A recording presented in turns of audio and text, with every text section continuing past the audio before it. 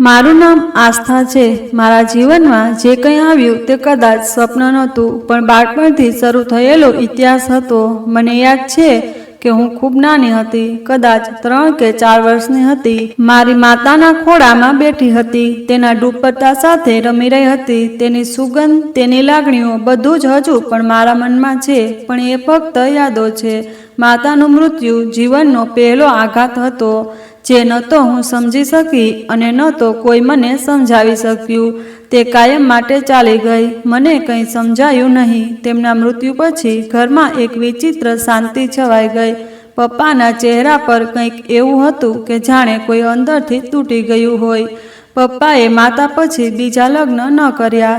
લોકોએ ઘણું સમજાવવાનો પ્રયાસ કર્યો, સંબંધીઓ પણ દબાણ કરતા, પણ તે ફક્ત એક જ વાત કહેતા, હું મારી દીકરીને બીજાના પડછાયામાં છોડી શકતો નથી। તે પોતે અમારા માટે માતા અને પિતા બંને બન્યા। મારો એક ભાઈ હતો। મને થોડા વર્ષો પછી સમજાયું કે અમારી વચ્ચેની મિત્રતા, પ્રેમ અજોડ છે। તે મારો મિત્ર અને મારો રક્ષક પણ હતો। અમે એકબીજા વિના ખાતા પણ નહોતા। જો મને ક્યારેય કંઈ જરૂર પડે તો હું પહેલા ભાઈને કહેતી અને તે મારા માટે ગમે તે લાવતો। અમે હૃદય અને ધબકારાની જેમ જોડાયેલા હતા। થોડા સમય માટે જીવન શાંતિપૂર્ણ હતું, થોડા સમય માટે ફૂંકાતા હળવા પવનની જેમ, પરંતુ સમય જતાં બધું બદલાઈ ગયું। જ્યારે ભાઈ મોટો થયો ત્યારે તેને રૂબી ખૂબ ગમતી હતી। રૂબી અમારા પાડોશમાં રહેતી હતી। તે સુંદર હતી અને તેની જીભ કડવી હતી અને ચાલાકીમાં નિષ્ણાત હતી। જ્યારે પણ પાડોશના લોકો તેનો ઉલ્લેખ કરતા ત્યારે તેઓ ચૂપ થઈ જતા, જાણે કંઈક છુપાવી રહ્યા હોય। જ્યારે પપ્પાને ખબર પડી કે ભાઈ તેની સાથે લગ્ન કરવા માગે છે, ત્યારે તેઓ ખૂબ ગુસ્સે થયા। હું રૂબી સાથે લગ્ન કરવા માગું છું। જો તમે સંમત ન થાઓ તો હું જાતે નિર્ણય લઈશ। આ સાંભળીને પપ્પાની આંખોમાં ઉદાસી સ્પષ્ટ દેખાતી હતી। જે વ્યક્તિએ પોતાનું આખું જીવન આપણા માટે જીવી લીધું, હવે તે લાચાર લાગતો હતો। ભાઈ પોતાની જીદ પર અડગ રહ્યો। પપ્પાએ તેને સમજાવ્યું, રોક્યો, ઘણીવાર ધમકી આપી, પરંતુ ભાઈએ તેની બધી વાતને નકારી કાઢી। એક રાત્રે પપ્પા મારા રૂમમાં આવ્યા। આસ્થા લાંબા સમય સુધી ચૂપ રહ્યા અને કહ્યું કે ક્યારેક આપણે આપણા બાળકો માટે આ નિર્ણયો લઈએ છીએ। તેમણે આપણા હૃદયને દુઃખ પહોંચાડ્યું। ભલે આપણે આશા રાખીએ કે કદાચ તેઓ ખુશ થશે। મેં પૂછ્યું, શું તમે ભાઈના લગ્ન રૂબી સાથે કરાવવાના છો? તેણે ફક્ત માથું હલાવ્યું। હું કંઈ બોલી શકી નહીં। થોડા દિવસો પછી રૂબી અમારા ઘરે પુત્રવધુ બનીને આવી। હું ભાઈની આંખોમાં ખુશી જોઈ શકતી હતી। તે હસતો હતો, જાણે તેને જે જોઈએ તે બધું મળી ગયું હોય, પરંતુ પિતાની આંખોમાં કોઈ પ્રકાશ નહોતો, જાણે કોઈએ સળગતો દીવો બુઝાવી દીધો હોય। રૂબીના આવ્યા પછી બધું બદલાવા લાગ્યું, પરંતુ આ બીજી વાત છે। તે સમયે મને એટલી ખબર હતી કે પિતાએ પોતાની મુશ્કેલીઓ છુપાવીને ભાઈની ખુશી સામે માથું ઝુકાવ્યું હતું, અને અમે બધાએ એક એવો વળાંક લીધો જ્યાંથી પાછા ફરવું ખૂબ મુશ્કેલ હતું। રૂબીના લગ્નને ફક્ત 2 જ દિવસ થયા હતા અને ઘરનું વાતાવરણ કોઈ બીજી દુનિયા જેવું થઈ ગયું હતું। દરવાજા પર એ જ પગલાં જે એક સમયે શાંતિથી આ થ્રેશોલ્ડ ઓળંગી ગયા હતા, હવે તેમની હાજરીની જાહેરાત હંમેશા કરી। મેં ક્યારેય વિચાર્યું પણ નહોતું કે એક વ્યક્તિનું આગમન, સંબંધની રચના, બધું આ રીતે બદલી નાખશે। સવાર પડતાં જ રૂબીનું પહેલું વાક્ય એ હોય કે આસ્થા, આ ચા કોણે બનાવી? દૂધનો સ્વાદ પાણી જેવો હતો। હું તેને ધીમેથી કહેતી કે ભાભી, મેં બનાવી છે। જો તમે કહો તો હું બીજી ચા બનાવી શકું। તે આંખો ફેરવીને કહેતી કે ના, હવે તમારે આ સ્વાદની આદત પાડવી પડશે। પપ્પા શરૂઆતથી જ રૂબીને એવું અનુભવ કરાવવાનો પ્રયાસ કરતા હતા કે આ ઘર તેનું છે। એક અલગ ઓરડો, એક નવું કબાટ, બારીઓના પડદા પણ તેના માટે બદલી દેવામાં આવ્યા હતા, પણ રૂબી વિચારવાની એક અલગ દુનિયા લઈને આવી હતી। તે દરેક વસ્તુમાં ખામીઓ શોધતી। એક દિવસ રાત્રિ ભોજન સમયે પપ્પાએ કહ્યું, રૂબી, મને કહો કે તને શું ગમે છે? આસ્થા, તે રાંધશે। રૂબીએ નાક ઊંચું કરીને શરમાઈને કહ્યું, મને દરેક વસ્તુમાં સ્વાદ જોઈએ છે। અહીં બધું જ કોમળ સ્વાદનું છે। મેં તેને સમજાવવાનો પ્રયાસ કર્યો કે તે આ નવા વાતાવરણથી ડરી છે, પરંતુ ટૂંક સમયમાં જ સ્પષ્ટ થઈ ગયું કે તે વાતાવરણને પોતાની પસંદ પ્રમાણે કરવા માગે છે. જ્યારે ભાઈ ઘરે આવે ત્યારે તે બધાની સામે સ્મિત કરતી, જાણે કે તે દુનિયાની સૌથી ખુશ છોકરી હોય, પણ તે રૂમમાં પ્રવેશતા જ તરત જ બદલાઈ જતી. મેં એક દિવસ તેને રસોડામાં ચા બનાવતી જોઈ. તે ફોન પર તેના મિત્રને કહી રહી હતી, યાર, સસુરજી ખૂબ જ સરળ છે, પણ આસ્થાને ગમે તે ભોગે તેનાથી છુટકારો મેળવવો પડશે. તે હંમેશા મારી નજર સામે રહે છે. આ સાંભળીને હું અટકી ગઈ. મારા હાથમાં રહેલી ચાની ચમચી એક ક્ષણ માટે અટકી ગઈ. મેં મારી જાતને કાબૂમાં રાખી. કંઈ કહ્યું નહીં. બસ રૂમમાં ગઈ અને શાંતિથી બેઠી. ભાઈ જ્યારે પણ ઘરે આવતો ત્યારે રૂબી ખૂબ હસતી, જાણે બધું સારું ચાલી રહ્યું હોય. તે તેની સામે ફરિયાદ ન કરતી. પપ્પા પણ ચૂપ રહેવાનું શીખી ગયા હતા. મને ઘણીવાર લાગ્યું કે રૂબીના કેટલાક શબ્દોથી તેને દુઃખ થતું હતું, પણ તે કંઈ પણ બોલતા ન હતા. એકવાર પપ્પાએ એક મિત્ર અમારા ઘરે આવ્યો. તેણે કહ્યું કે તમારી વહુ ખરેખર ખૂબ સારી છે. પપ્પાએ ફક્ત એટલું જ કહ્યું કે કૃપા કરીને ઘરમાં શાંતિ રહે તેવી પ્રાર્થના કરો. રૂબીએ ઘરની અંદર નાના નાના જૂથો બનાવ્યા હતા. નોકરાણીથી લઈને પાડોશની સ્ત્રીઓ સુધી તેનો સ્વભાવ બધા સાથે બિલકુલ અલગ હતો, પણ તે હંમેશા મારી સાથે અંતર અને કડવાશથી વર્તતી. એક દિવસ ભાઈ સામે તેણે કહ્યું કે આસ્થાએ કામ કરવાનું શીખી લેવું જોઈએ. તે બાળક નથી, તે દરેક કામ અડધું છોડી દે છે. ભાઈએ મારી સામે જોયું, કંઈ કહ્યું નહીં અને બહાર નીકળી ગયો. તે જ દિવસે મેં વિચાર્યું કે કદાચ હવે અહીં મારા માટે બોલવા માટે કોઈ નથી રહ્યું. આ બધું કદાચ એક તોફાન હતું જે ધીમે ધીમે બધાને ઘેરી રહ્યું હતું, અને કદાચ આ તો શરૂઆત હતી. મારા ભાઈના લગ્નના થોડા મહિના પછી એક દિવસ પપ્પાએ મને કહ્યું, આસ્થા, હવે તું પણ તારા પરિવારનો ભાગ છે. હું તને મારા પોતાના હાથે વિદાય આપવા માંગુ છું. મેં તેની આંખોમાં તે પ્રકાશ જોયો. તે થોડા સમયથી સંપૂર્ણપણે ગાયબ થઈ ગયો હતો. મેં માથું નમાવ્યું અને કહ્યું, ઠીક છે પપ્પા, તમને જે લાગે તે સાચું છે. બીજા દિવસે પપ્પાનો એક જૂનો મિત્ર એક સ્ત્રી સાથે ઘરે આવ્યો. તે તેના માટે લગ્નનો પ્રસ્તાવ લાવ્યો હતો. છોકરો શિક્ષિત છે, પરિવાર વ્યવસાય કરે છે અને એ પરિવાર ખૂબ સારો છે. રૂબીએ તે સમયે કંઈ કહ્યું નહીં. તે ફક્ત શાંતિથી તેમને જોતી રહી. પણ જ્યારે મહેમાનો ગયા ત્યારે તે પાછળ ગઈ અને કહ્યું, જુઓ, તમારી દીકરી માટેનો પ્રસ્તાવ એવી જગ્યાએથી આવ્યો છે કે જ્યાં છોકરી ઉંમરમાં મોટી છે અને તેની જીભ પણ કડવી છે. પણ ગમે તે હોય, દરેકનું પોતાનું ભાગ્ય હોય છે. હું શાંતિથી મારા રૂમમાં ગઈ. પપ્પાએ મને સાંત્વના આપી, દીકરા, મેં બધી તપાસ કરી લીધી છે, બધું બરાબર છે. લગ્નની તૈયારીઓ ટૂંક સમયમાં શરૂ થઈ ગઈ. ભાઈ, પપ્પા મારા માટે કપડાં, ઘરેણાં અને બીજી વસ્તુઓ ખરીદી રહ્યા હતા. તે બધું જાતે તપાસતા હતા, જાણે તે પોતાની દીકરીને નહીં પણ પોતાના જીવનને વિદાય આપી રહ્યા હોય. લગ્નનો દિવસ આવ્યો. મેં મારી જાતને અરીસામાં જોઈ. મેં એક અજાણી છોકરી જોઈ. મારી અંદર એક વિચિત્ર શાંતિ હતી. કોઈ ઉત્સાહ નથી, કોઈ ચમક નથી. રૂબીએ પડદા પાછળથી કહ્યું, ચાલો, એક નવું જીવન શરૂ થઈ રહ્યું છે. સ્મિત કરો, બધા જોઈ રહ્યા છે.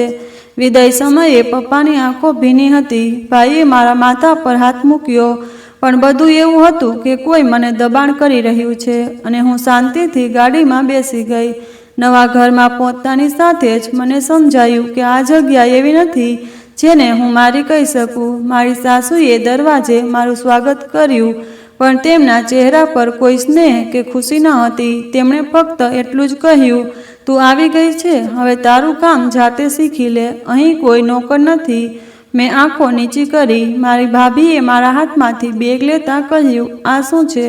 ફક્ત 3 સુટકેસ. અમારા ઘરે પુત્રવધુઓ એક સંપૂર્ણ ટ્રક લઈને આવે છે.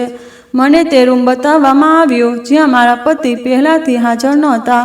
રાત્રે તે વાસણ સાફ કરવામાં અને બધા માટે રસોઈ બનાવવામાં વ્યસ્ત હતી. રૂબીએ ઘરમાં ક્યારેય આટલું બધું કર્યું ન હતું, અને અહીં બધું મારા હિસ્સાનું હતું. રાત્રે જ્યારે હું રૂમમાં પહોંચી ત્યારે મારા લગ્ન જેની સાથે થયા હતા તે સામે ખુરશી પર બેઠો હતો.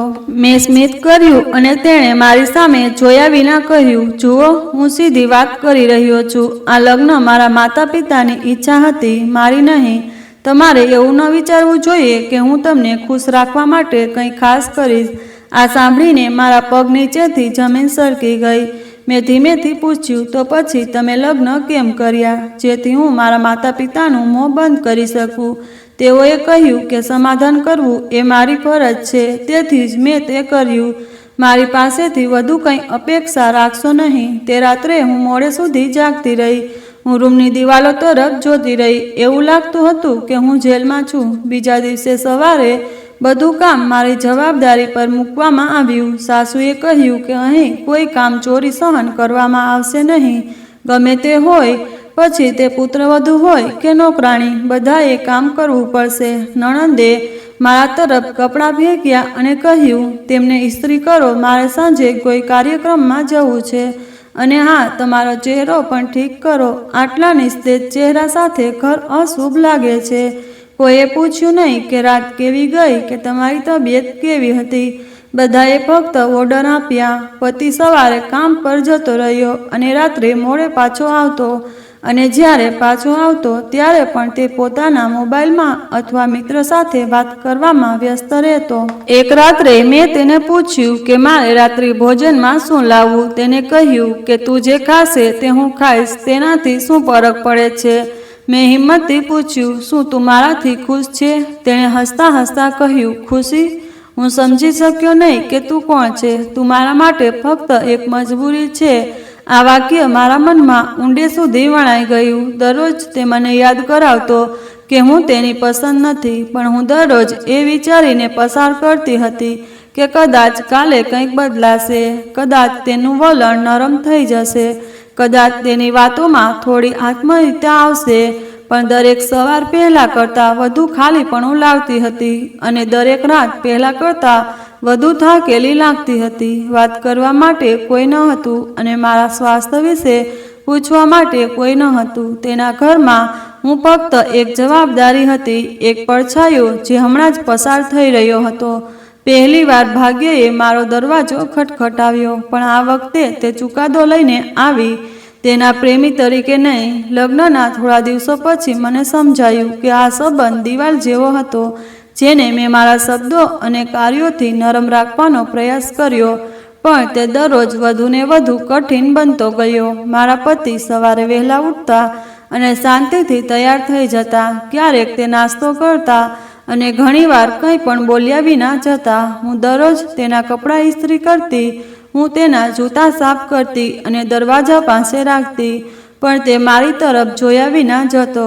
તે સાંજે ક્યારેક રાત્રે 9 વાગ્યે, ક્યારેક રાત્રે 10 વાગ્યે અને ક્યારેક તો મોડા પણ પાછો આવતો. પૂછવા પર તે કહે છે કે કામ વધી ગયું છે, આજકાલ શહેરમાં ઘણી ભીડ છે. ઘણીવાર હું દરવાજા પર ઊભી રહીને રાહ જોતી. જો મને તેનો અવાજ સંભળાતો તો હું ઝડપથી રસોડામાં ચાલતી, ચા મારા દુઃખને ગરમ કરતી, પણ તે આવતાની સાથે જ તે રૂમમાં બંધ થઈ જતો. એક રાત્રે મેં દરવાજો ખટખટાવ્યો અને ધીમેથી કહ્યું, શું હું ચા લાવું? અંદરથી અવાજ આવ્યો, હવે શું કામ, મારે સૂવું છે. એક દિવસ તેના ખિસ્સામાંથી એક કાગળ પડી ગયો. મેં નીચે ઝૂકીને તેને ઉપાડ્યો અને જોયું કે તે 2 લોકો માટે કાફેની રસીદ હતી. સમય સાંજના 7 વાગ્યાનો હતો. તે દિવસે તેણે કહ્યું હતું કે ઘણું કામ છે, મોડું થઈ ગયું. મેં કંઈ કહ્યું નહીં. મેં ફક્ત રસીદ છત તરફ ઉડતા પવનને સોંપી દીધી. સાસુ રોજ નવો ટોણો મારતી, લગ્ન કર્યા પછી તમે ક્યું નવું તીર ચલાવ્યું છે? તમારા પતિ તમને સ્પર્શ પણ કરતા નથી. નણંદ રોજ કપડાં, મોબાઈલ અને મિત્રોમાં વ્યસ્ત રહેતી. મારા માટે દિવસો ફક્ત કામ, મૌન અને પ્રશ્નોમાં જ પસાર થતા. એક રાત્રે મેં મારા પતિના મોબાઈલ ઉપાડ્યો. મારે તેને ચાર્જિંગ પર મૂકવો પડ્યો. સ્ક્રીન પર કોઈનો મેસેજ આવ્યો, ગઈકાલનો દિવસ ખૂબ જ સારો રહ્યો. તમારા જેવા લોકો ખૂબ જ ઓછા મળે છે. મારી આંગળીઓ સંપૂર્ણપણે થીજી ગઈ હતી. મેં મોબાઈલ ત્યાં મૂક્યો અને જાતે રસોડામાં ગઈ. બીજા દિવસે મેં નાસ્તા માટે પરાઠા બનાવ્યા. મેં શાકભાજી ગરમ કર્યા અને શાંતિથી ટેબલ પર મૂક્યા. તે ખાવા આવ્યા અને કહ્યું કે તેમાં મીઠું ઓછું છે. પહેલાં મમ્મીની રસોઈ અલગ હતી. મેં ફક્ત એટલું જ કહ્યું હતું કે હવેથી હું તેનું ધ્યાન રાખીશ. ઘણા દિવસો પછી તેને હળવો તાવ આવ્યો. હું આખી રાત તેની સાથે બેઠી, તેના પર ઠંડી પટ્ટીઓ લગાવતી રહી. સવારે તેણે આંખો ખોલી જોયું, પછી તેનો ચહેરો બીજી તરફ ફેરવ્યો અને કહ્યું, મને સમયસર દવા આપો. એક ક્ષણ માટે મેં વિચાર્યું કે કદાચ આજે મને આભાર સાંભળવા મળશે, પણ કંઈ બદલાયું નહીં. 2 મહિના આમ જ પસાર થયા, દિવસ અને રાત. હવામાન બદલાતું રહ્યું, પણ એ સંબંધ એવો જ રહ્યો. જ્યારે હું તેની સાથે વાત કરવાનો પ્રયાસ કરતી, ત્યારે તે કાં તો ફોન પર વ્યસ્ત રહેતો અથવા થાકનું બહાનું બનાવીને સૂઈ જતો.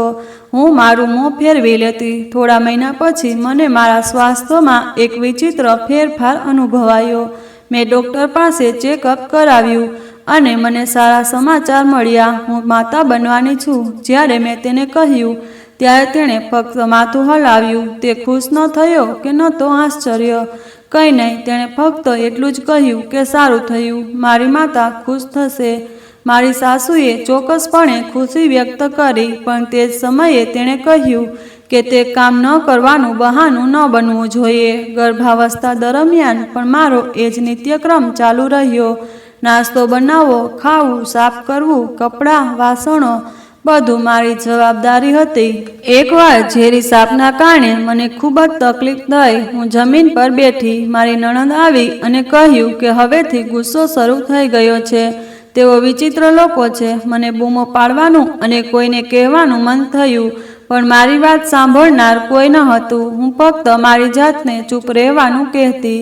ધીરજ રાખો, કદાચ માતા બન્યા પછી બધું બદલાઈ જશે.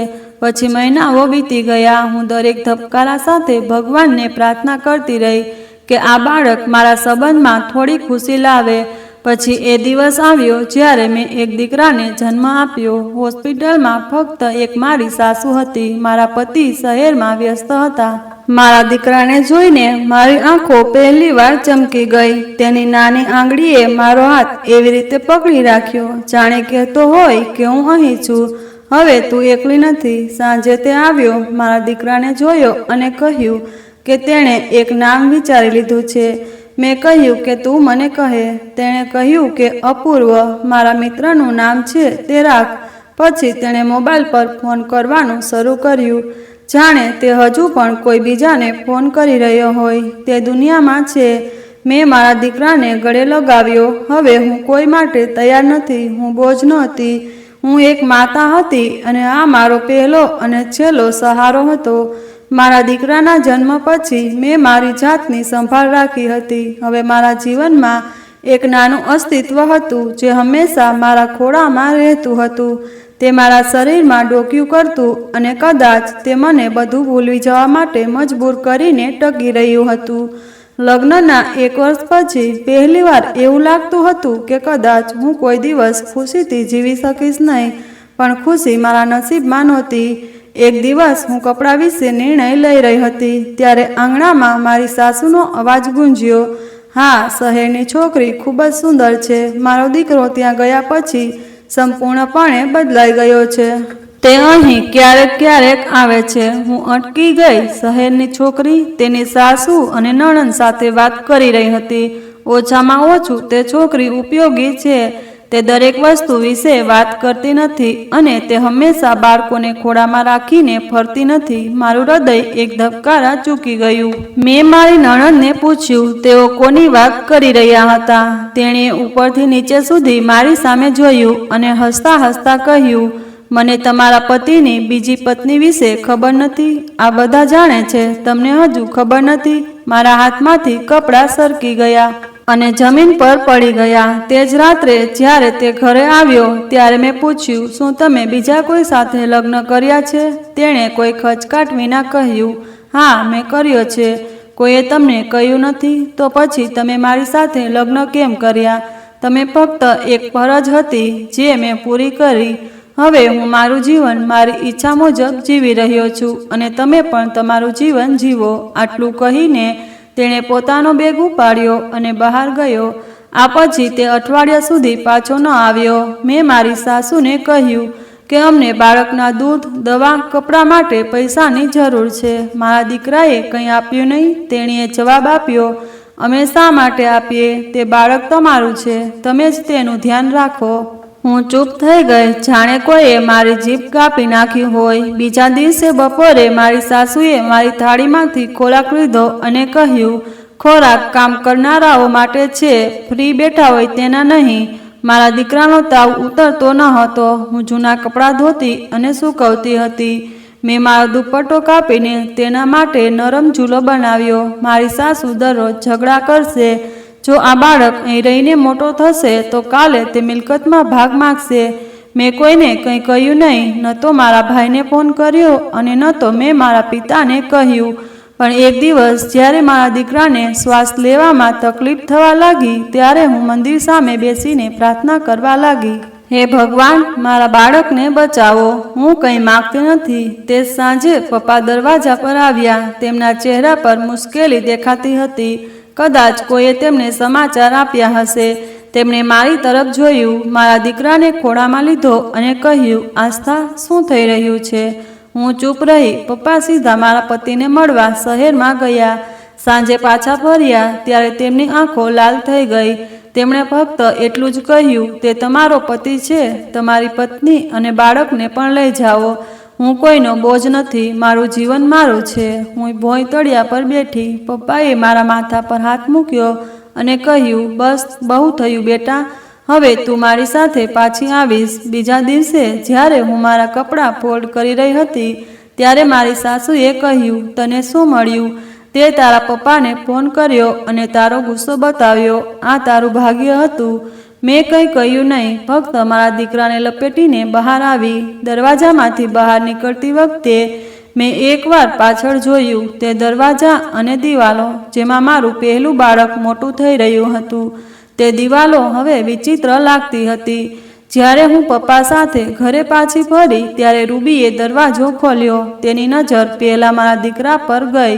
પછી તેણે મારી આંખોમાં જોયું અને ધીમા અવાજે કહ્યું, તો તું પાછી આવી ગઈ છે? પપ્પા ચૂપચાપ આગળ વધ્યા અને હું અંદર પ્રવેશી. આંગણું એ જ હતું, ઓરડો એ જ હતો, પણ વાતાવરણ બદલાઈ ગયું હતું. રૂબીએ મારા માટે એક એવો દેખાવ પસંદ કર્યો જેમાં ન તો આત્મીયતા હતી કે ન તો દયા. પહેલી વાર જ તેણે કહ્યું, અહીં કોઈ મહેમાન નથી.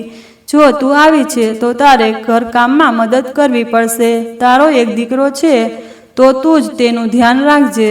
અમારા પર બોજ ન બનો. મેં માથું હલાવ્યું. પપ્પાએ રૂમનો દરવાજો બંધ કરતી વખતે ફક્ત આટલું જ કહ્યું, જે કંઈ થયું બદલો તમારા ભાગ્યને કારણે જ છે, કોઈ વ્યક્તિને નહીં. મારું મૌન મારો જવાબ હતો. બીજા દિવસથી કામનો ભાર મારા ખભા પર હતો.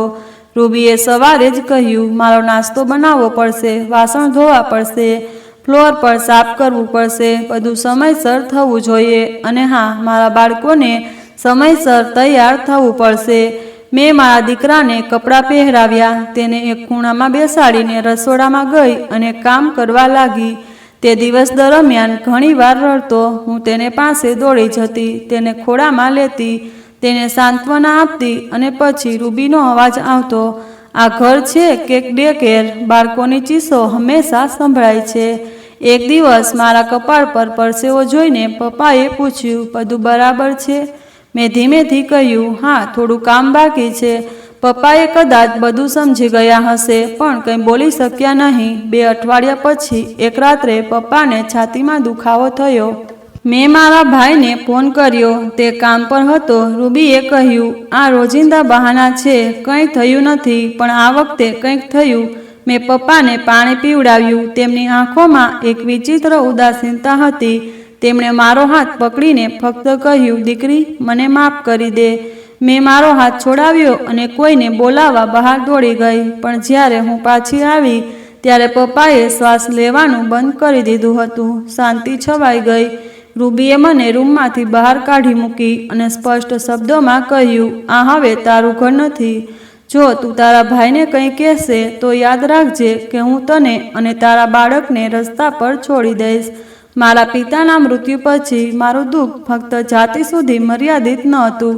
હવે મારું અસ્તિત્વ પણ બધા માટે અપ્રિય બની રહ્યું હતું. ભાઈ પાછા આવ્યા, અંતિમ સંસ્કાર કરવામાં આવ્યા અને પછી તે કામ પર પાછા ફર્યા. રૂબીએ તેની સામે કંઈ કહ્યું નહીં, પણ જ્યારે અમે એકલા હતા ત્યારે તેની જીભ પણ વધુ તીક્ષ્ણ થઈ ગઈ.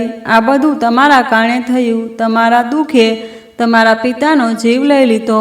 ક્યારેક મને ચીસો પાડવાનું, બૂમો પાડવાનું મન થતું, પણ મારી જીભ બંધ થઈ ગઈ, કારણ કે મારી પાસે જવા માટે કોઈ જગ્યા ન હતી. હવે ઘરમાં દરરોજ ઝેર હતું. રૂબી સવારે લડતી અને સાંજે ટોણા મારતી. જ્યારે હું મારા દીકરા માટે ખાવાનું માગતી, ત્યારે તે કહેતી કે અહીં ખાવાનું વિતરણ થતું નથી, તારે પૈસા લાવ અને પછી કંઈક મળશે. મેં કપડાં સીવ્યા અને જૂના દુપટ્ટા મટાડીને મારા દીકરા માટે નાનો રૂમાલ બનાવ્યો. જ્યારે શિયાળો આવ્યો ત્યારે તેના શરીર પર ગરમ કપડાં ન હતા. મેં મારા ભાઈના બાળકોના જૂના જેકેટમાંથી તેના માટે શર્ટ કાઢ્યો અને એક દિવસ મારો દીકરો તાવથી બળી રહ્યો હતો. મેં રૂબીને કહ્યું, ભાઈને દવા વિશે કંઈક કહો. તેણે નાક પર કરચલીઓ પાડી અને કહ્યું, ભાઈ તારો છે, જાતે જ જઈને માગી લે. જ્યારે ભાઈ રાત્રે આવ્યો ત્યારે હું દરવાજા પર ઊભી રહી, પણ રૂબીએ તેને આંગણામાં જ રોક્યો. વાતો કરતી રહી. પછી તેનો હાથ પકડીને તેને રૂમમાં લઈ ગઈ. હું પાછળ હટીને દરવાજો બંધ કરી દીધો. મારા દીકરાની આંખોમાં આંસુ હતા અને મારી અંદર ખાલીપણું હતું, જેમાં ફક્ત મૌન ગુંજતું હતું. સવારનો સમય હતો.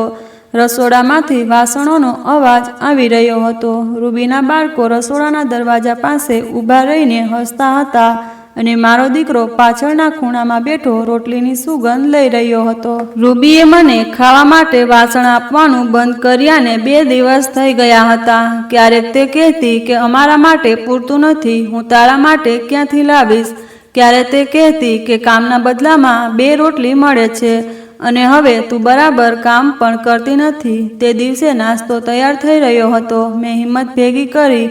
હું ધીમે ધીમે રૂબી પાસે ગઈ અને કહ્યું, ભાભી, બાળકને તાવ છે. જો તે કંઈ ખાય તો દવા કામ કરશે. કૃપા કરીને મને થોડું ખાવાનું આપો. રૂબીએ વાસણમાં ચમચી મારતા કહ્યું, મારા બાળકોને પણ તાવ આવ્યો છે, પણ મેં ક્યારેય કોઈને પૂછીને તેમને ખવડાવ્યું નથી. તમે જ વિચારો, જ્યારે તમારી પાસે કંઈ નથી તો તમે અહીં કેમ બેઠા છો? મેં મારા હાથ જોડી દીધા. બસ થોડું ખાવાનું, હું કાલ સુધીમાં થોડી વ્યવસ્થા કરીશ. તેણીએ ધીમેથી કહ્યું, કાલે? એ દિવસ ક્યારે આવશે જ્યારે તને તારો અંતરાત્મા યાદ આવશે? તું હમણાં જ અહીં આવી છે. મેં નીચે ઝૂકીને વાસણો લીધા. બચેલું ભોજન એક થાળીમાં રાખવામાં આવ્યું અને દીકરાની સામે મેં વાસણ નીચે મૂક્યું. તેણે ઝડપથી કોળિયો મોંમાં નાખ્યો, પણ તીખા મરચાંથી તેની આંખોમાં આંસુ આવી ગયા. મેં તેને પાણીનો ગ્લાસ આપ્યો અને તેના માથા પર હાથ ફેરવ્યો. થોડા દિવસોની વાત છે દીકરા, પછી મમ્મી કંઈક કરશે. તે જ રાત્રે બધા જ્યારે સૂઈ ગયા ત્યારે હું ભાઈના રૂમની બહાર બેઠી અને રાહ જોઈ. જ્યારે તે આવ્યો ત્યારે મેં ખચકાટ સાથે કહ્યું, ભાઈ, હું તમારી સાથે કંઈક વાત કરવા માગું છું. તેને મને મૂંઝવણમાં જોયું. શું થયું? મારે એક કામ કરવું છે. નાનું સીવણ કામ કે કોઈના ઘરે કામ. તેને એક ક્ષણ માટે મારી સામે જોયું. પછી તેણે કહ્યું, રૂબી શું કહેશે? લોકો શું કહેશે? આ દરમિયાન રૂબી આવી. તેણે વાતચીત સાંભળી હતી. નોકરી, આદર વિશે શું? લોકો કહેશે કે તે તારી બહેનને નોકરાણી બનાવી દીધી છે. અને પછી જ્યારે આવી સ્ત્રીઓ બહાર જાય છે ત્યારે તેઓ એના કરતાં ઘણું બધું કરે છે. મેં આશ્ચર્યથી રૂબી તરફ જોયું. હું ફક્ત રોટલી માટે બહાર જવા માંગુ છું. તે આગળ વધી ગઈ. જો તને રોટલી જોઈતી હોય તો ઘર કામ કર, બકવાસ ના કર. તારા ભાઈને બદનામ ના કર. ભાઈએ આંખનો સંપર્ક કરવાનું ટાળ્યું. જો તને કંઈ જોઈતું હોય તો મને કહે. બીજા દિવસે નાસ્તાના સમયે કોઈ વાતચીત થઈ નહીં. આંગણું સાફ કરતી વખતે મેં ભાઈના બાળકોને શાળાએ જતા જોયા. તેમના લંચ બોક્સ ચમકતા હતા. પાછળ મારો દીકરો તૂટેલા ચપ્પલમાં કાદવ સાથે રમી રહ્યો હતો. બપોરે જ્યારે બાળકોના સ્કૂલેથી પાછા આવ્યા ત્યારે મેં તેમની થાળીઓમાં બચેલું ભોજન ગુપ્ત રીતે ભેગું કર્યું. મેં મારા દીકરા માટે થોડા શાકભાજી, 2 રોટલી લીધા અને ગુપ્ત રીતે તેને રૂમમાં બેસાડ્યો અને તેના મોંમાં કોળિયો મૂક્યો. તેણે ધીમેથી કહ્યું, મમ્મી, પપ્પા ક્યારે આપને લેવા આવશે? મારા હાથ ધ્રુજવા લાગ્યા. મેં તેના વાળ પર હાથ ફેરવ્યો અને કહ્યું, ના દીકરા, આપણે જાતે કંઈક બનાવવું પડશે. તે સાંજે મારા ભાઈએ મને 200 રૂપિયા આપ્યા. આ રાખો, બાળક માટે દવા મળી રહેશે. તે જતાની સાથે જ રૂબીએ મારા હાથમાંથી નોટ છીનવી લીધી. 200 રૂપિયાનું શું કરી શકાય? જો તમે તે તમારા ભાઈને આપ્યા હોત તો સારું થાત. તમને આ પૈસાની કેમ જરૂર છે? હું ચૂપચાપ મારા રૂમમાં પાછી ફરી. તે દિવસે ઘરમાં એક વિચિત્ર શાંતિ હતી. રૂબી સવારથી કોઈ કામમાં વ્યસ્ત હતી. તે વધારે બોલતી નહોતી. મેં નિત્યક્રમ મુજબ બધું કામ પૂરું કર્યું અને મારા દીકરા સાથે રૂમમાં આવી. જ્યારે મેં રૂમની બારીમાંથી બહાર જોયું ત્યારે મેં મારા ભાઈને મોટરસાયકલ પરથી નીચે ઉતરતા જોયો. તેના હાથમાં એક ચિઠ્ઠી હતી. તે અંદર આવતાની સાથે જ સીધો રૂબી પાસે ગયો. તેની પાસે 1 લાખ રૂપિયા છે. ગાડીનો હપ્તો કાલે ચૂકવવાનો છે. તું હવે ધ્યાન આપજે. સવારે મને આપી દે. રૂબીએ પરબીડિયું હાથમાં લીધું અને ઝડપથી અંદર ગઈ. હું રૂમ પાસે ઊભી હતી. ભાઈએ એકવાર મારી સામે જોયું અને માથું હલાવ્યું. હું મારા રૂમ તરફ ગઈ. મેં કોઈ પ્રશ્ન પૂછ્યો નહીં. મેં કોઈ સાથે વાત કરી નહીં. હું મારા રૂમમાં પાછી આવી. થોડીવાર પછી રૂબીએ મને બોલાવી અને ચાવીઓ આપી. હું મારી માતાના ઘરે જાઉં છું. તું ઘરનું ધ્યાન આપજે અને હા, કોઈને ઉપરના રૂમમાં જવા દેતી નહીં. મેં ચાવીઓ લીધી અને આંગણું સાફ કરવાનું શરૂ કર્યું. મારો દીકરો મારી બાજુમાં બેઠો હતો અને ધૂળથી રમી રહ્યો હતો. થોડીવાર માટે ઘરમાં થોડી શાંતિ હતી. સાંજે રૂબી પાછી આવી અને આવતાની સાથે જ બૂમો પાડવા લાગી. મારા પૈસા ક્યાં ગયા? હું આઘાતમાં બહાર આવી અને તે સીધી મારા ભાઈ પાસે ગઈ, જે હમણાં જ ઘરે આવ્યો હતો. તમે સવારે મને આપેલા 1 લાખ રૂપિયા લોકરમાંથી ગાયબ છે.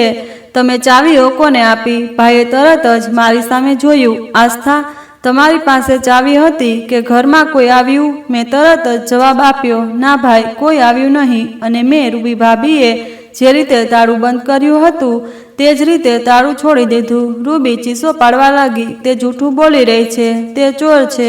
તેણે ચાવીઓ લીધી, લોકર ખોલ્યું અને પૈસા કાઢ્યા. ભાઈએ કડક સ્વરમાં કહ્યું, આજે આ આરોપ હતો, મોટો આરોપ છે. જો તમે કંઈ કર્યું હોય તો પૈસા ક્યાં ગયા? મેં રડતા રડતા કહ્યું, ભાઈ, મેં કંઈ નથી કર્યું. ભગવાનનો ડર રાખો. મને ખબર પણ નથી કે લોકર ક્યાં હતું. તને મારા પર ભરોસો નથી? રૂબીએ કહ્યું, તે પહેલાં પણ નાની વસ્તુઓ ચોરી કરી હશે. હવે આટલી મોટી રકમ જોઈને મન કાબૂમાં ન હતું. મેં કહ્યું, મારો દીકરો પણ તારા ઘરમાં જ છે. હું આ કેવી રીતે કરી શકું? ભાઈ, તે એક ક્ષણ માટે ચૂપ રહ્યો. પછી તેણે કહ્યું, મારે તારો રૂમ શોધવો પડશે. જો તે કંઈ કર્યું નથી તો કોઈ સમસ્યા ન હોવી જોઈએ. હું સ્તબ્ધ થઈ ગઈ. ભાઈ, મારા રૂમમાં શું છે? શોધ, પણ ઠીક છે, તારે જે જોઈએ તે જો. તે મારી સાથે રૂમમાં આવ્યો. રૂબીએ પૂરી તાકાતથી દરવાજો ખોલ્યો અને તરત જ ચાદર ઊંધી ફેરવવા લાગી. જૂની શાલ, મારા દીકરાના કપડાં, બધું એક પછી એક બહાર કાઢવામાં આવ્યું. પછી ભાઈએ દીકરાનો પલંગ ઉપાડ્યો, જેની નીચે જૂનો કાર્પેટ પાથરેલો હતો. અચાનક એક પરબીડિયું દેખાયું. એ જ પરબીડિયું જેના પર પેકનું સીલ લગાવેલું હતું. ભાઈએ તે પરબીડિયું ઉપાડ્યું અને ખોલ્યું. અંદર એ જ લાખ રૂપિયા હતા. રૂબીએ બૂમ પાડી, જુઓ, આ ચોર છે. તેને મારા બાળકના પલંગમાં છુપાવી દીધું હતું. મારા પગ નીચેથી જમીન સરકી ગઈ. ના ના ભાઈ, આ મારા નથી. આ પૈસા અહીં કેવી રીતે આવ્યા? કોઈએ અહીં રાખ્યા છે. ભાઈની આંખો ગુસ્સાથી ભરાઈ ગઈ. તેણે મારા દીકરાને હાથથી પકડી લીધો અને એક ઝાટકાથી ખેંચી લીધો. અને આ પણ ચોર છે, તેની માતા જેવો જ. મેં બૂમ પાડી, ના ભાઈ, તેને ના માર. તે ફક્ત 5 વર્ષનો છે. તેને કાંઈ ખબર નથી. હું આગળ દોડી ગઈ. મેં મારા દીકરાને મારા હાથમાં છુપાવી દીધો. તું તેને ગમે તે સજા કરી શકે, પણ મારા દીકરા પર હાથ ના ઉપાડ. મારા ભાઈએ મારી તરફ આંગળી ચીંધતા કહ્યું, મને લાગ્યું કે તું પીડિત છે, પણ તું અંદરથી ગંદી છે. રૂબી સાચી હતી. તું જ તે છે જે આપણા ઘરનું માન બગાડી રહી છે. રૂબીએ આગળ વધતા કહ્યું, હવે નક્કી કરો. જો તે અહીં રહેશે તો હું નહીં રહું. હું આ સ્ત્રીને અહીં 1 મિનિટ પણ સહન કરી શકું નહીં. હું ચૂપ થઈ. બધું પૂરું થઈ ગયું, પણ હવે મારી આંખોમાં આંસુ ન હતા. હું ફક્ત મારા દીકરાને જોઈ રહી હતી, જેના કોમળ ગાલ લાલ થઈ ગયા હતા અને તેની આંખોમાં ડર બેસી ગયો હતો. મારા ભાઈએ મારો હાથ પકડીને દરવાજા સુધી ખેંચી ગયો અને મને ધક્કો મારીને બહાર કાઢી. અહીંથી નીકળી જા. અમે તને ટેકો આપ્યો અને તે ઘર બરબાદ કરી દીધું. હું દરવાજા પર પડી ગઈ. મારો દીકરો મારી સાથે હતો. વરસાદ શરૂ થઈ ગયો હતો. મેં મારા બાળકને દુપટ્ટો પહેરાવ્યો. મેં મારી જાતને મજબૂત કરીને મંદિરના દરવાજા તરફ ચાલવા લાગી. મને ખબર નહોતી કે ક્યાં જવું, પણ મને ખબર હતી કે જ્યાં સત્ય કરતાં જૂઠાણું વધુ શક્તિશાળી હોય ત્યાં રહેવું ગુનો છે. અને આજે મારા મનમાં ફક્ત એક જ શબ્દ આવ્યો, ચોર. મારા ચહેરા પર વરસાદના ટીપાં પડી રહ્યા હતા અને મારા દીકરાનો હાથ મારી આંગળીમાં ચુસ્તપણે જકડી રાખ્યો હતો.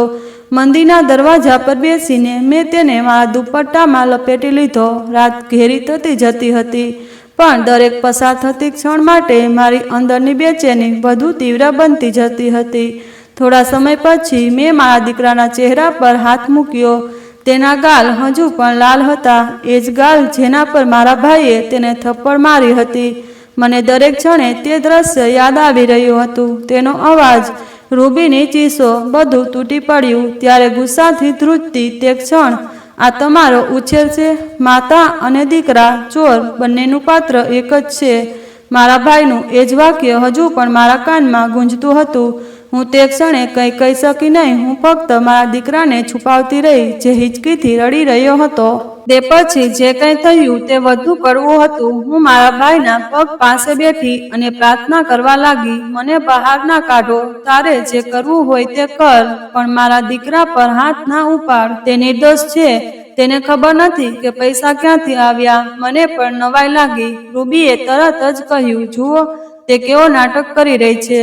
તારો દીકરો 5 વર્ષનો હોવા છતાં એટલો હોશિયાર છે કે તેણે પલંગ નીચે પૈસા છુપાવી દીધા. જૂઠું બોલવાનું બંધ કર. અમે પાગલ નથી. મેં ભાઈ તરફ જોયું. એકવાર મારી વાત સાંભળ. હું આ બધું કરી શકતી નથી. મેં ક્યારેય હાથ ફેલાવ્યા નથી. મેં ક્યારેય ભૂલ કરી નથી. તું મારા પર વિશ્વાસ કરતો નથી. દરવાજા તરફ ઇશારો કરીને મારા ભાઈએ કહ્યું, આસ્થા, હવે તારી આ ઘરમાં કોઈ જગ્યા નથી. આ નિર્ણય અંતિમ છે. મેં શાંતિથી દુપટ્ટો ઠીક કર્યો. મેં મારા દીકરાને ગળે લગાવ્યો અને આંગણામાંથી બહાર આવી ગઈ. પણ મારા હૃદયમાં એક છેલ્લી આશા હતી કે કદાચ મારો ભાઈ મને રોકશે. કદાચ તે કહેશે, રાહ જુઓ. પણ દરવાજો પાછળથી બંધ થઈ ગયો. જ્યારે હું મંદિરની બહાર બેઠી હતી ત્યારે એક વૃદ્ધ માણસ આવ્યો અને પ્રશ્નાર્થ નજરે મારી સામે જોતો રહ્યો. દીકરી, તું આ સમયે અહીં કેમ બેઠી છે? મેં માથું નમાવીને જવાબ આપ્યો, ફક્ત આશ્રય શોધી રહી છું. તેણે થોડીક ક્ષણો વિચાર્યું. પછી તેણે કહ્યું, મારી સાથે આવ. તું અને તારું બાળક મારા ઘરમાં રાત વિતાવો. ભગવાન બધું બરાબર કરશે. હું કૃતજ્ઞ આંખોથી તેની તરફ જોવા લાગી. જેમ તમે બાબાજી કહો છો. અમે તેમની સાથે એક નાના ઘરમાં પહોંચ્યા. તેમણે ઝાંખી લાઇટ ચાલુ કરી અને મારા દીકરાને એક ધાબળો અને ચાનો કપ આપ્યો. જુઓ, તમારા ધ્રુજતા હાથ થોડીવાર માટે અટકી ગયા અને તે ક્ષણ જીવનનો પહેલો શ્વાસ બની ગઈ. મેં ભગવાનને પ્રાર્થના કરી. મારા હૃદયમાં આ બધું હતું, પણ મારા મનમાં એ દ્રશ્ય વારંવાર રમતું રહ્યું. મારા દીકરાને મારતી વખતે ભાઈની આંખોમાં કોઈ કોમળતા ન હતી. મેં તે ક્ષણ જોઈ હતી જ્યારે તેણે હાથ ઊંચો કર્યો અને મારા દીકરાનો ચહેરો પાછો ફર્યો. તે ફક્ત શારીરિક પીડા નહોતી, તે મારા પર લાચાર માતા હોવાનો હુમલો હતો. આ પહેલા જ્યારે પણ રૂબી કંઈ કહેતી, હું ચૂપ રહેતી. જ્યારે પણ ભાઈએ મને અવગણતો, હું તે સહન કરતી. પણ આજે જ્યારે તેણે મારા દીકરા પર હાથ ઊંચો કર્યો, ત્યારે મારી જીભ ચીસો પાડતા શીખી ગઈ. આ મારું બાળક છે. તમને તેને મારવાનો કોઈ અધિકાર નથી. શું આ ન્યાય છે? રૂબીએ પાછળથી કહ્યું, જુઓ, હવે તે આપણને ધમકી આપી રહી છે. મેં સત્યને ધમકી ન કહી શકાય અને કહ્યું. તે ક્ષણ હતી જેણે મારા ભાઈના હૃદયને વધુ કઠણ કરી દીધું. તેણે દરવાજો કાયમ માટે બંધ કરી દીધો. જે હું એક સમયે મારો માનતી હતી, હવે હું બીજે ક્યાંક બેઠી હતી. મારા દીકરાના શ્વાસ થોડા સારા થઈ ગયા હતા. તેના કપાળ પર હાથ મૂકીને આકાશ તરફ જોયું. મેં ક્યારેય કોઈના હકનું ઉલ્લંઘન કર્યું નથી. મારી પાસે જે કંઈ હતું તે મારો પ્રયાસ હતો.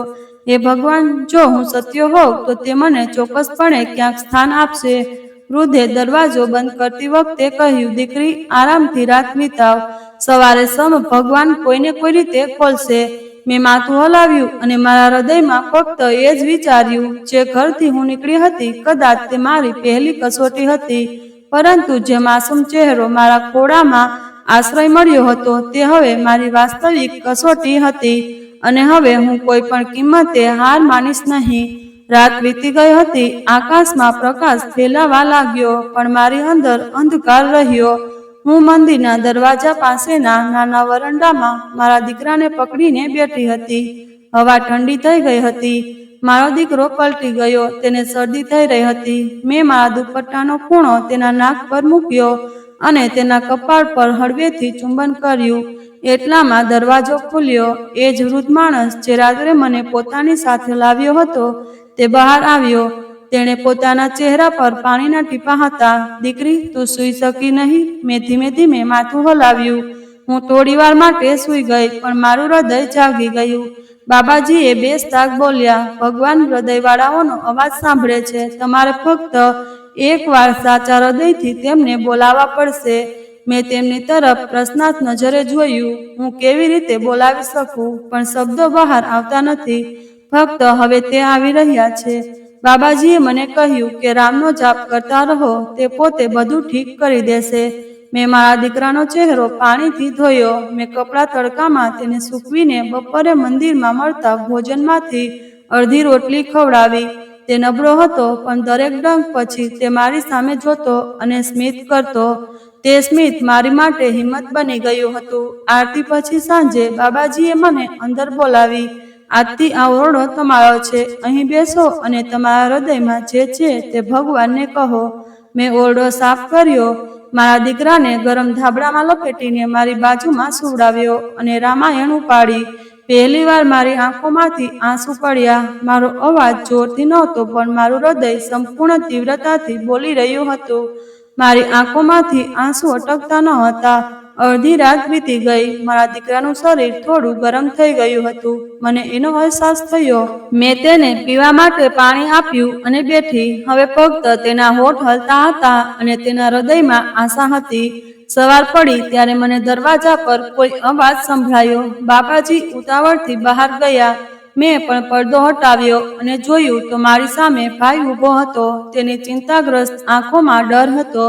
તેના ચહેરા પર પરસેવો હતો અને તેના હાથ ધ્રુજતા હતા. બાબાજી, મારી બહેન આસ્થા ક્યાં છે? બાબાજીએ ઈશારો કર્યો. તે સામે છે. ભાઈ મારી તરફ દોડતો આવ્યો. તે મારા પગ પાસે બેઠો. આસ્થા, મારો દીકરો. હું સ્તબ્ધ થઈ ગઈ. શું થયું ભાઈ? તેનો અવાજ ધ્રુજી રહ્યો હતો. અચાનક રાત્રે તેનું શરીર ધ્રુજવા લાગ્યું. તેની આંખો ફરી વળી. તેને શ્વાસ લેવામાં તકલીફ થવા લાગી. અમે તેને હોસ્પિટલમાં લઈ ગયા. ડોક્ટરે કહ્યું કે તે કંઈ સમજી શકતો નથી. તેનું હૃદય 2 વાર બંધ થઈ ગયું. હવે ફક્ત પ્રાર્થનાઓ બાકી છે. રૂબી રડી રહી છે. તે ફક્ત તમારું નામ લઈ રહી છે. તે કહી રહી છે કે તમે મને પુત્ર આપી દો. મેં આશ્ચર્યથી તેની તરફ જોયું. મેં હમણાં જ રામનું નામ લીધું હતું અને પ્રાર્થના કરી હતી. પ્રાર્થના કર્યા પછી ભાઈએ મારા પગ પર માથું મૂક્યું. ફક્ત એક વાર આવ. દીકરાને એક નજર નાખ. કદાચ તે તમારી સામે આવીને સાજો થઈ જશે. મેં મારા દીકરાને પકડી રાખતા બાબાજી તરફ જોયું. બાબાજી, શું હું જઈ શકું? તેણે હાથ ઊંચો કરીને કહ્યું, જા દીકરી, ભગવાનનો નિર્ણય આવી ગયો છે. એ જ ભગવાન જે હું મારા ભાઈ સાથે હોસ્પિટલ જવા નીકળી ગઈ. આખા રસ્તે તે આટલું જ કહેતો રહ્યો, મને માફ કર આસ્થા, જે કંઈ થયું તે હું ચૂપ રહી. જ્યારે હું હોસ્પિટલ પહોંચી ત્યારે રૂબી ફ્લોર પર બેઠી હતી. તેનો ચહેરો આંસુઓથી ભીનો હતો. મને જોતા જ તે દોડી આવી. મને માફ કર, બધું મારા કારણે થયું. મેં પોતે જ તે પૈસા છુપાવ્યા હતા જેથી તને દોષી ઠેરવી શકાય. હું ફક્ત તને ઘરમાંથી બહાર કાઢવા માંગતી હતી. ભગવાને મને સત્ય બતાવ્યું. મેં કંઈ કહ્યું નહીં. હું ફક્ત બેઠી. સામેના કાચના રૂમમાં ભાઈનો દીકરો બેભાન પડી રહ્યો હતો, મશીનો સાથે જોડાયેલો. તેના ચહેરા પર ઓક્સિજન માસ્ક. મેં અરીસાને સ્પર્શ કર્યો. હે ભગવાન! એટલામાં જ ડોક્ટર આવ્યા. આંખો નીચે. અમને માફ કરો. મારું હૃદય હાર માની ગયું. રૂબી ચીસો પાડી રહી હતી. ભાઈ જમીન પર પડી ગયો. મેં અરીસાને પેલે પાર જોયું અને મારા હૃદયમાં કંઈક વિચિત્ર લાગ્યું. મેં કોઈને શાપ આપ્યો ન હતો કે કોઈ પાસેથી બદલો લીધો ન હતો, પરંતુ ભગવાને મારું સત્ય બધાને પ્રગટ કર્યું હતું. ગઈ રાતથી મેં જે ભગવાનનું નામ લીધું હતું તે ફક્ત મારા માટે નહીં પણ ન્યાય માટે હતું, અને તે પૂર્ણ થયું. હોસ્પિટલની હવાઓમાં એક વિચિત્ર ભાર હતો. દિવાલો પર મૌન છવાયું હતું. રૂમની બહાર ફક્ત રડવાનો અવાજ ગૂંજતો હતો. રૂબીના હાથ ધ્રુજી રહ્યા હતા. તેનો ચહેરો અવિશ્વાસથી ભરેલો હતો. હું એક બાજુ ઊભી હતી. મારા દીકરાને મારી બાજુમાં પકડી રાખ્યો હતો. મારી નજર સામે બધું થઈ રહ્યું હતું, પણ મારી અંદર એક શાંતિ હતી. એ જ શાંતિ જે ફક્ત સત્યની શક્તિથી જ આવે છે. અચાનક રૂબી ઊભી થઈ ડગમગતા પગલાં લઈને મારી પાસે આવી. આજે મેં બધું જાણી જોઈને કર્યું હતું. તે પૈસા ચોરીને તમને દોષી ઠેરાવ્યા. હું પાછળ હટી પણ મારી નજર ફેરવી નહીં. મેં કોઈ પણ પ્રશ્ન પૂછ્યો નહીં. તે બોલતી રહી. મને લાગ્યું કે જો તમે રહ્યા તો તમારો ભાઈ ક્યારેય મારો નહીં રહે. હું સહન કરી શકતી ન હતી કે તે તમારી સાથે વાત કરે. તેણે તમને મહત્વ આપવું જોઈએ અને તે દિવસે તે રકમ મારો બદલો હતો. ભાઈએ કડક અવાજમાં કહ્યું. તેની આંખો લાલ હતી અને અવાજ ભારે હતો. તેથી તમે બધું જાણતા હતા? રૂબીએ માથું નમાવ્યું અને હા પાડી. અને પછી જ્યારે મારા દીકરાની હાલત વધુ ખરાબ થઈ ત્યારે હું ભાંગી પડી. કદાચ તે ભગવાનનો ન્યાય હતો. કદાચ તે મને બતાવવા માંગતો હતો કે મેં જેની તરફ આંગળી ચીંધી હતી તે સૌથી સત્યવાદી હતો. મેં મારા દીકરાને ગળે લગાવ્યો અને કહ્યું કે મેં તેને ક્યારેય શાપ આપ્યો નથી કે હું કોઈને હરાવવા માંગતી ન હતી. મારી સાથે જે બન્યું તે સમયનો ફટકો હતો, પણ આજે ભગવાને બધાની સામે મારો નિર્ણય જાહેર કર્યો. મારો ભાઈ મારી પાસે આવ્યો. તે મારા પગ પાસે બેઠો અને કહ્યું કે આસ્થા, મને માફ કર. તારો ભાઈ હોવા છતાં હું તને ઓળખી શક્યો નહીં. હું તારા દીકરાનો મામા બનવા માટે પણ સક્ષમ નહોતો. મેં મારા ભાઈને કહ્યું કે ભાઈ, આવું ના કહે. મેં તને ક્યારેય ગેરસમજ નથી કર્યો. મને ફક્ત એટલી જ ખબર હતી કે મારા ભગવાન મને મારા હક આપશે. મને ખબર ન હતી કે તે ક્ષણ ક્યારે આવશે. મારા ભાઈએ મારી સામે હાથ છોડી દીધા. પાછા આવો. મને તમારો ભાઈ માનો. જો કોઈ બહેનને તમે જે સહન કર્યું છે તે સહન કરવું પડ્યું હોત તો તે કદાચ મરી ગઈ હોત. તમારી ધીરજ અને તમારી જીત છે. મેં શાંતિથી કહ્યું, પણ ક્યાંથી? તે ઘરમાંથી જ્યાં મને ચોર કહેવામાં આવતી હતી, મને બહાર ફેંકી દેવામાં આવી. એ જ ઉંમરે જ્યાં મારા દીકરાને નિર્દોષ હોવા છતાં મારવામાં આવ્યો. મારે વરસાદમાં દરવાજાની બહાર બેસવું પડ્યું. ભાઈ ફરી આંસુ વહેવા લાગ્યો. તો મારે શું કરવું જોઈએ? હું મારી જાતને કેવી રીતે સજા આપું? ભગવાને તને સજા આપી છે અને કદાચ તને પણ માફ કરશે. અચાનક રૂબીની હાલત બગડવા લાગી. તે પાગલ જેવી વર્તવા લાગી. અમે તરત જ ડોક્ટરને તેનું ચેકઅપ કરાવવા કહ્યું. સાંજે જ્યારે ડોક્ટર અમને કેબિનમાં બોલાવ્યા ત્યારે અમે જોયું કે રૂબી ખરાબ હાલતમાં પડી હતી. તે ખાલી જગ્યા જોઈ રહી હતી. ડોક્ટરે કહ્યું કે તે આઘાતમાં છે. તે કંઈ બોલતી નથી. તે ક્યાંય ખોવાઈ ગઈ છે. ભાઈ તેની પાસે ગયા અને તેનો હાથ પકડીને કહ્યું, રૂબી, હું તારો પતિ છું. સાંભળો, કંઈક કહો. રૂબીએ તેની તરફ જોયું અને ધીમેથી કહ્યું, મેં બધાને બધું આપી દીધું. તે પ્રેમ, તે બાળક, બધું જૂઠું હતું. હવે હું કાંઈ નથી. પછી તે ઊભી થઈ અને દિવાલ તરફ જોવા લાગી અને ધીમે ધીમે હસવા લાગી. એનું હાસ્ય જે ચીસો કરતાં પણ વધુ ભયાનક હતું.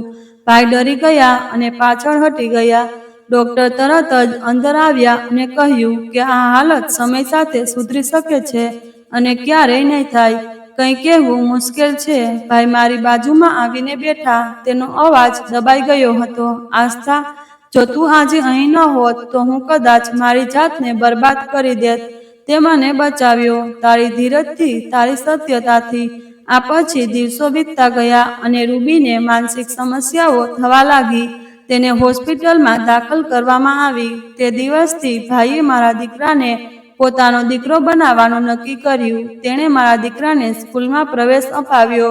તેને યુનિફોર્મ, બેગ, નકલો, પુસ્તકો બધું જ મળ્યું. અને પછી એક દિવસ તે પોતે મારી પાસે આવ્યો અને કહ્યું, આસ્થા, હવે તું ફક્ત માતા નથી. તું તારા દીકરાને એ પદ આપીશ જે તે ક્યારેય મેળવી શકતો ન હતો.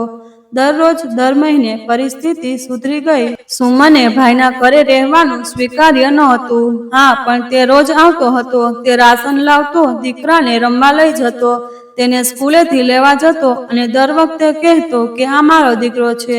વર્ષો પછી મેં મારી જાતને અરીસામાં જોઈ. મારા ચહેરા પર થાક હતો, પણ મારી આંખોમાં પણ તેજ હતું. ભાઈએ એક દિવસ કહ્યું, બધું ગુમાવ્યા પછી પણ તું પોતાને ગુમાવી નથી. તું એ જ આસ્થા છે જેના પર અમને ગર્વ હતો. હવે ન તો રૂબીના કાવતરા બાકી રહ્યા, ન તો ભાઈની શંકા, ન કોઈ આરોપ કે ન કોઈ મેણા. હવે ફક્ત એક નવી શરૂઆત હતી, એક જીવન જે મારી ધીરજથી લખાયેલું હતું, એક સત્ય જે મારા ભગવાન અને એક પુત્રને કારણે ઉભરી આવ્યું, જે ફક્ત મારો જ નહીં પણ મારી સૌથી મોટી જીત બની ગયો હતો.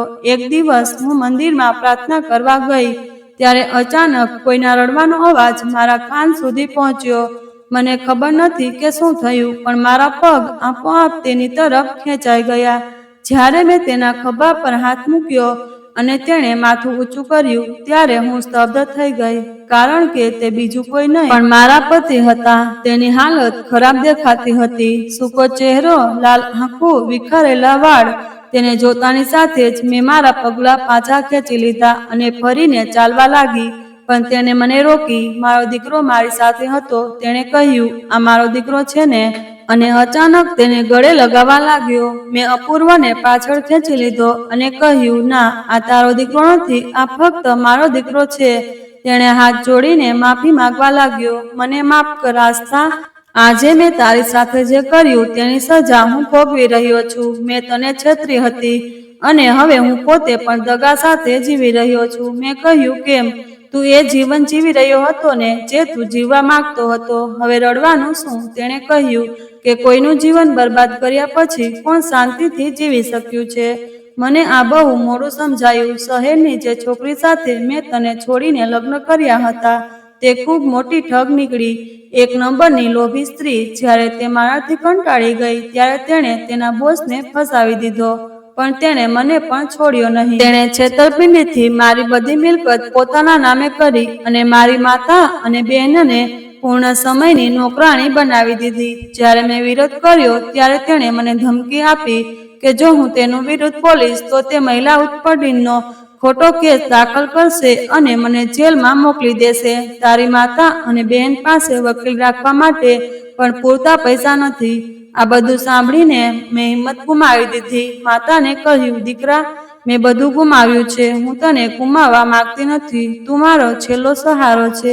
પણ તે એટલી ક્રૂર નીકળી કે તેણે મારી માતા અને બહેનને દિવસ રાત કામ કરાવ્યું અને તેમની હાલત બગાડી નાખી. તે મારી નજર સામે તૈયાર થઈને તેના બોસ સાથે બહાર જતી અને હું ફક્ત તમાશો જોતો રહ્યો. મેં જે વાવ્યું તે લણી રહ્યો છું. એક વ્યક્તિ આ જીવનમાં જ પોતાના કર્મોની સજા ભોગવે છે. આજે હું નિસંતાન છું કારણ કે મેં મારા પહેલા બાળકની કિંમત નહોતી કરી. તેણે વિનંતી કરી, બસ મને એકવાર મારા દીકરાને ગળે લગાવવા દો. પહેલા તો મને તેના માટે દયા આવી, પણ પછી મને યાદ આવ્યું જ્યારે તેણે ક્રૂરતા અને ઘમંડથી મને મારા દીકરાને ગળે લગાવવાનું કહ્યું. તેણે મને મારા દીકરા સાથે ઘરમાંથી કાઢી મૂકી હતી. તેણે એ પણ વિચાર્યું ન હતું કે બાળક ભૂખ્યું અને તરસ્યું કેવી રીતે રહેશે. મેં તેને કડક શબ્દોમાં કહ્યું હતું કે મારા દીકરાની આસપાસ ભટકવું નહીં. તું એક પિતાના નામનું કલંક છે. હું તારો ગંદો પડછાયો પણ મારા દીકરા પર નહીં પડવા દઉં. તેણે ફરીથી માફી માંગવાનું શરૂ કર્યું. ઓછામાં ઓછું મને માફ કર. કદાચ મને મારા જીવનમાં થોડી શાંતિ મળશે. મેં જવાબ આપ્યો, જો તમારે માફી જોઈતી હોય તો ભગવાન પાસે માગો, મારાથી નહીં. આટલું કહીને હું ત્યાંથી પાછી ફરી. પણ મને ભગવાનના ન્યાયમાં પૂરો વિશ્વાસ હતો. ધીરજ, સત્ય અને મૌન. પ્રાર્થનામાં એટલી શક્તિ છે કે જ્યારે સમય આવે ત્યારે દરેક વ્યક્તિને તેના કર્મોનું ફળ મળે છે. તો મિત્રો, જો આજની તમને આ વાર્તા ગમી હોય તો અમને કોમેન્ટ કરીને જરૂર જણાવો. વિડીયોને લાઈક કરો અને શક્ય તેટલો શેર કરો. જો તમે ચેનલ પર નવા છો તો સબસ્ક્રાઈબ કરો અને સૂચના ઘંટડી દબાવો જેથી તમને આગળની અપડેટ પહેલા મળે. ધન્યવાદ. જય માતાજી. જય શ્રી કૃષ્ણ.